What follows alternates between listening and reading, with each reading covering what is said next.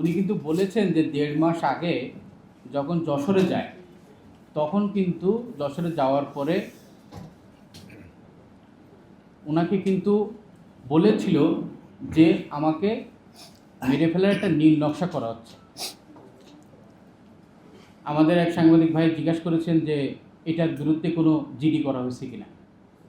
যখন এই বিষয় নিয়ে আলোচনা হয়েছিল ওনার দুই ভাইয়ের মধ্যে, তখন টিটন ভাই বলেছিল যে আমি ঢাকায় যেয়ে এটা আইনগত একটা পদক্ষেপ নেওয়ার জন্য আমি জিডি করব।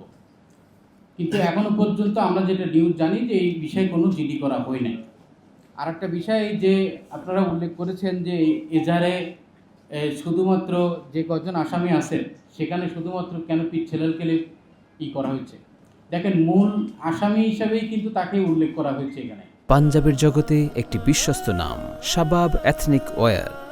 এখন সবচেয়ে বড় বিষয় হলো যেহেতু এজাহারে ওনার নাম আসছে, এটা একটা তদন্তের বিষয়। তদন্তের মূল বিষয়টা হলো যেখানে ঘটনা ঘটেছিল সেখানে যে ভিডিও ফুটেজ আছে সেটার কিন্তু একটা যাচাই বাছাই করলে তদন্ত অফিসার আমার মনে হয় একটা সঠিক তথ্য পাইতে পারে।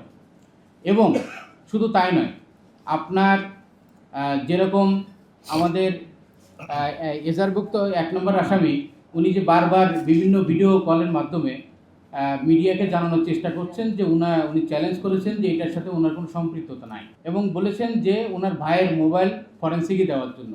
তো ওনার ভাই কিন্তু আজকে সাংবাদিক সম্মেলনের মধ্যে দিয়ে কিন্তু উল্লেখ করেছেন যে ওনার মোবাইল, এমনকি টিটন সাহেবের যে মোবাইল ব্যবহৃত ছিল সেটার মোবাইলের জন্য ফরেন্সিকে দেওয়া হয়।